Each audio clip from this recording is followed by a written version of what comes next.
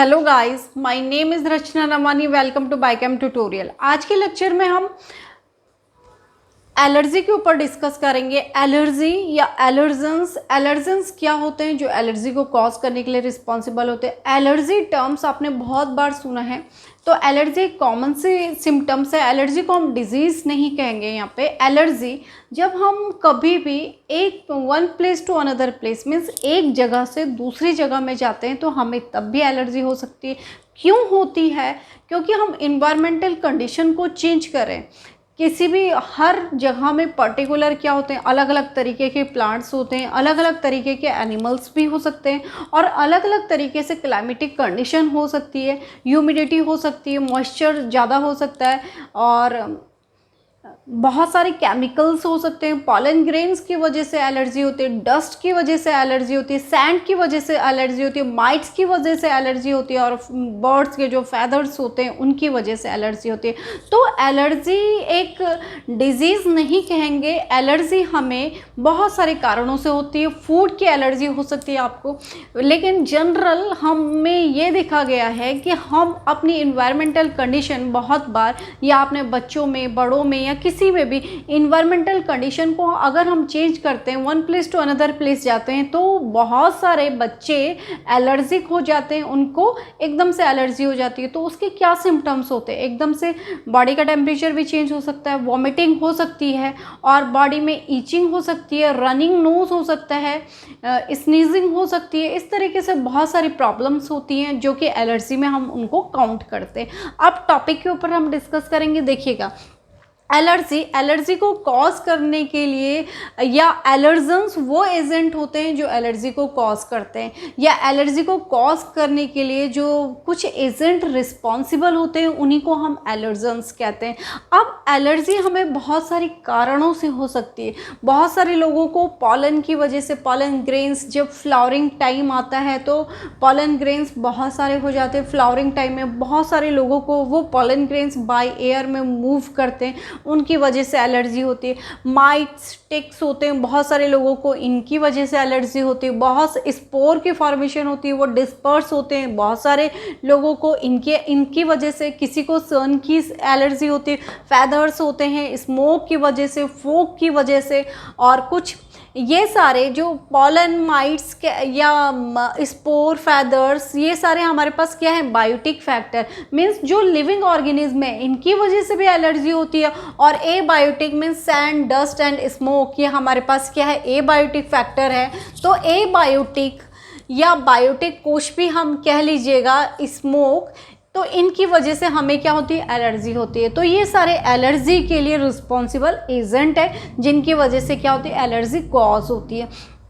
तो allergy means exaggerated means high intensity. जब हमारे इम्यून सिस्टम बहुत ही हाई इंटेंसिटी में रिस्पॉन्स करता है। और कब रिस्पॉन्स करता है? जब कोई भी एंटीजन हमारे बॉडी के अंदर आता है या अटैक करता है तो उसको हम क्या कहते हैं? Present in the environment is called allergy. जब कभी भी इन्वायरमेंट में कोई भी एंटीजन हमारे इम्यून सिस्टम में हाई इंटेंसिटी से रिस्पॉन्स करता है तो उस प्रोसेस को हम क्या कहते हैं? एलर्जी कहते हैं। ठीक है, तो एलर्जी के लिए रिस्पॉन्सिबल जो एजेंट होते हैं उनको हम एलर्जेंस कहते हैं। तो एलर्जेंस वो सब्सटेंस होते हैं जो कि एलर्जी को कॉज करते हैं। ठीक है, तो एलर्जी को कॉज करने वाले सब्सटेंस को हम एलर्जेंस कहते हैं। तो एलर्जी क्या होती है? जब हमारे इम्यून रिस्पॉन्स, हमारा इम्यून सिस्टम रिस्पॉन्स करता है या इन्वायरमेंट में हाई इंटेंसिटी से जब हमारे इम्यून सिस्टम रिस्पॉन्स करता है तो इन्वायरमेंटल चेंज होने की वजह से या इन्वायरमेंट में, तो उस सिस्टम को या उस प्रोसेस को हम एलर्जी कहते हैं। अब देखिएगा, एलर्जी के हमें कैसे पता चला कि मुझे एलर्जी हो गई या आपको या किसी दूसरे को, या हमने कैसे डायग्नोस करना है, कैसे पहचाना कि ये एलर्जी, इसे एलर्जी हो गई? तो एलर्जी के कुछ सिम्टम्स होते हैं जिनसे हमें पता चलता है कि एलर्जी हो गई। सपोज आप या कोई भी या हम कभी भी अपने इन्वायरमेंट को चेंज करते हैं, one place to another place जाते हैं, तो बहुत सारे लोगों को वो इन्वायरमेंटल कंडीशन क्या होती है? सूट नहीं कर पाती। क्योंकि आजकल पहले के टाइम में और अब के टाइम में बहुत अंतर है। ठीक है, बहुत सारे लोग तो उस हैबिटेट से या उस इन्वायरमेंट से या उन एनिमल्स के साथ रहन सहन था, उसी मिट्टी में खेलते थे, वहीं रहते थे, और जो भी प्लांट्स या वेजिटेबल्स जो हम खाते थे वो प्योर था, उसमें कोई केमिकल्स नहीं था या कोई भी मिलावट नहीं थी, तो उनको एलर्जी नहीं होती थी क्योंकि उनकी बॉडी में उस चीज़ का रेजिस्टेंस बन चुका है। लेकिन आजकल हम क्या करते हैं कि बाहर के इन्वायरमेंट से हमारा कोई भी लिंक नहीं है, कोई भी टच नहीं है, ना तो हम प्लांट्स को छेड़ रहे हैं, ना ही हमें प्लांट्स पेड़ पौधे के बारे में इतनी जानकारी है, ना हम उनको टच करते हैं, ना ही हम उनके साथ खेल रहे हैं, ना ही हम मिट्टी के साथ खेल रहे हैं। तो हमारी बॉडी क्या है, उसके अगेंस्ट रेजिस्टेंस नहीं है बॉडी में, इसलिए वैसे भी एलर्जी हो जाती है। तो एलर्जी के क्या सिम्टम्स है, जब कभी भी हम इन्वायरमेंटल कंडीशन को चेंज करते हैं या इन्वायरमेंट में, तो एलर्जी हमें कैसे पता चली, हमने किसी चीज़ को टच किया या एक one place to another place चले गए, अगर हमें स्नीजिंग हो रही है, आँखों से पानी निकल रहा है या नाक से पानी निकल रहा है और ब्रीथिंग प्रॉब्लम हो रही है, तो इट मीन्स कहीं ना कहीं हमारी बॉडी में क्या हो रहा है, हमें एलर्जी हो रही है। ठीक है, तो ये एलर्जी के सिम्टम्स हैं। तो allergy is due to release of chemical. Allergy कैसे होती है, अब हमने बताया कि ये तो एलर्जी के सिम्टम्स आ गए, पर लेकिन एलर्जी होती कैसे, हमारी बॉडी से कुछ केमिकल का सिक्रेशन होता है, कुछ केमिकल रिलीज होते हैं जिनकी वजह से ये सिम्टम्स आते हैं। स्नीजिंग हो रही है, नाक से पानी निकल रहा है, आपके आंखों से पानी निकलेगा, ठीक है, और आपको छींकें आ रही है, बार बार आपको छींकें आ रही है। बहुत सारे लोगों को तब भी छींकें आ जाती है जब क्या होता है, जब बारिश आती है, मिट्टी के ऊपर बारिश पड़ती है तो उसकी अलग ही खुशबू आती है, लेकिन बहुत सारे लोगों को उसकी एलर्जी हो जाती है, उससे उनको छींकें आती है। बहुत सारे लोगों को डस्ट से एलर्जी होती है, उससे छींकें आ जाती है। क्यों? क्योंकि इस कंडीशन में हमारी बॉडी से कुछ केमिकल का सिक्रेशन होता है जो कि एलर्जी, इन सारे सिम्टम्स के लिए रिस्पॉन्सिबल होता है। Allergy is due to release of chemical like histamine and serotonin. ये आपको लर्न करना है कि वो कौन से केमिकल हैं जो कि एलर्जी के लिए रिस्पॉन्सिबल होते हैं, जो हमारी बॉडी से रिलीज़ होते हैं। तो हमारी बॉडी से ये केमिकल रिलीज़ होते हैं, ठीक है, एलर्जिक कंडीशन में उन केमिकल को हम हिस्टामाइन कहते हैं और सेरोटोनिन कहते हैं। बहुत ही इंपॉर्टेंट है हिस्टामाइन और सेरोटोनिन। हिस्टामाइन रिलीज़ होता है हमारे मास्ट सेल से, और मास्ट सेल कहाँ होता है, गट में होता है। तो मास्ट सेल से हिस्टामाइन रिलीज होते हैं, H1 और H2 टाइप के हमारे पास ये हिस्टामाइन होते हैं, ठीक है। तो हिस्टामाइन कहाँ से रिलीज हो रहे हैं, मास्ट सेल से। दूसरा केमिकल सब्सटेंस क्या रिलीज हो रहा है, सेरोटोनिन रिलीज हो रहा है, ये केमिकल सब्सटेंस है। तो एलर्जी के लिए जब हमारी बॉडी से ही केमिकल का सिक्रेशन हो रहा है तो ये एलर्जी के लिए रिस्पॉन्सिबल हो रहा है। क्या सिम्टम्स आते हैं एलर्जी के लिए, ये इतने जो सिम्टम्स ऊपर लिखे हुए वो सारे एलर्जी के सिम्टम्स होते हैं। एलर्जेंस क्या होते हैं, जो एलर्जी को कॉज करने के लिए रिस्पॉन्सिबल होते हैं उनको एलर्जेंस कहते हैं। एलर्जी किससे होती है, बायोटिक फैक्टर भी हो सकते हैं एलर्जी के लिए, ए बायोटिक भी हो सकते हैं। बायोटिक क्या हो सकते हैं, टिक्स, माइट्स, बर्ड्स के फैदर्स होते हैं, उनसे आपको एलर्जी हो सकती है। स्पोर, ठीक है, पॉलन ग्रेन्स, इन सब से एलर्जी होती है। ए बायोटिक सैंड हो सकती है, डस्ट हो सकता है, ठीक है, स्मोक हो सकता है, फॉग हो सकता है, इनसे भी एलर्जी हो सकती है। ये ए बायोटिक फैक्टर्स हैं, ठीक है।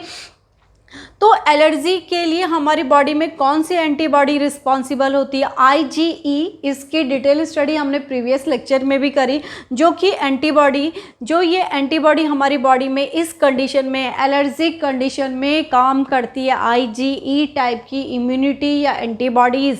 तो अब एलर्जी हो गई, सिम्टम्स भी पता चल गए और हमें केमिकल्स भी पता चल गए कि ये केमिकल रिलीज होते हैं तो एलर्जी कॉज होती है। तो एलर्जी जब होती है, ठीक है, तो एलर्जी के लिए हम कौन सी ड्रग लेंगे। एलर्जी जब होती है बॉडी में, हिस्टामाइन रिलीज होते हैं तो बहुत सारे लोगों को आंखें रेड हो जाती हैं, बॉडी में अगर ईचिंग हो रही है तो स्वेलिंग वहाँ पर आ जाती है, ठीक है। तो ये IgE रिस्पॉन्सिबल होता है, ठीक है। तो वो ईचिंग कर रहे हैं तो वहाँ पर रेडनेस या स्वेलिंग हो जाती है, इन्फ्लेमेशन हो जाता है, तो ये इसके सिम्टम्स होते हैं, समझ में है। तो ड्रग कौन सा, हम एलर्जी हो गई बॉडी में तो अब इसके लिए हम इसकी प्रिकॉशन करने के लिए या इसको सप्रेस करने के लिए हम कौन सी ड्रग लेंगे, इसको रोकने के लिए या इसके एक्शन को कम करने के लिए। तो हम हिस्टामाइन हमारी बॉडी से रिलीज हो रहा है, ठीक है, जो कि एलर्जी को कॉज करने के लिए रिस्पॉन्सिबल होता है। ईचिंग हो रही है, इन्फ्लेमेशन होगा, इरिटेशन होगी आपको, ठीक है, तो ये हिस्टामाइन रिलीज होने की वजह से या सेरोटोनिन रिलीज होने की वजह से होती है, ठीक है।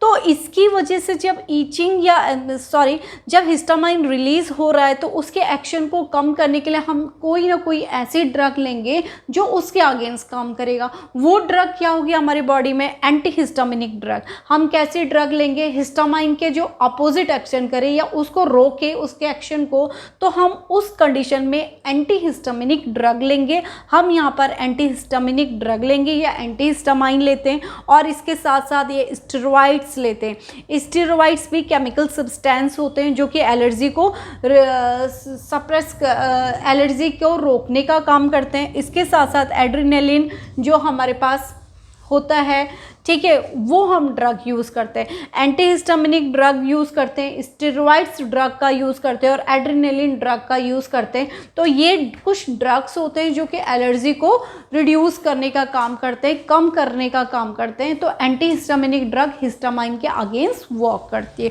तो इस तरीके से आज के टॉपिक में एलर्जी आपके पास बहुत बड़ा टॉपिक है। एलर्जी हमने कॉमन सा एलर्जी पढ़ा। एलर्जी बहुत सारे कंडीशन से हो सकती है। फूड एलर्जी हो गई, बहुत सारे लोगों को किसी, आपने सुना होगा कि बहुत सारे लोगों को कोई फूड अच्छा नहीं लगता तो उनसे उनको एलर्जी हो जाती है, वॉमिटिंग हो जाती है। किसी को एग अच्छा नहीं लगता, उससे उसको फूड एलर्जी हो गई ना, तो उससे उसकी वॉमिटिंग हो गई। कहीं ना कहीं फूड से एलर्जी हो सकती है, सन से एलर्जी होती है, डस्ट से एलर्जी होती है। लेकिन हम आज के टॉपिक में कॉमन एलर्जी पढ़ रहे हैं। एलर्जी अलग अलग टाइप की होती है, बहुत सारी एलर्जी होती है, ठीक है। तो इसके लिए हमें एलर्जी टेस्ट भी कराते हैं जब हमारी एलर्जी डायग्नोस नहीं हो पाती है, पता ही नहीं चल पाती। तो बहुत सारे टेस्ट होते हैं एलर्जी के लिए। एलर्जी टेस्ट होते हैं, उसमें बहुत सारी कंडीशंस होती है, किन किन वजह से एलर्जी हो सकती है, ये पूरा चार्ट होता है। हम इतना डिटेल नहीं जाएंगे। एलर्जी कॉमन सा टॉपिक है हमारे पास, उसके ऊपर हमने डिस्कस करा। तो अस्थमा भी आपके पास एक एलर्जी कंडीशन है जिसमें कि आपको ब्रीथिंग प्रॉब्लम हो जाती है, आपको सांस लेने में प्रॉब्लम हो जाती है। आपको ये पॉलन ग्रेन्स की वजह से होती है अस्थमा। इन्वायरमेंट में जब फ्लावरिंग टाइम आता है, पॉलन ग्रेन स्प्रेड रहते हैं, तो तब आपको ब्रीथिंग प्रॉब्लम होती है, तो एलर्जी हो सकती है। समझ में आ गया? किसी को प्लांट टच करने से एलर्जी हो जाती है, ईचिंग हो रही है पूरी बॉडी में, हिस्टामाइन रिलीज हो गए। तो ये सारे एलर्जिक जो टॉपिक था हमारा, अपने आप में बहुत डिटेल टॉपिक है। आई थिंक स्टूडेंट जितना हमने कवर किया आपकी समझ में आया होगा। तो प्लीज़ चैनल को लाइक एंड सब्सक्राइब जरूर करें, अपने फ्रेंड के साथ शेयर कीजिएगा। Thank you.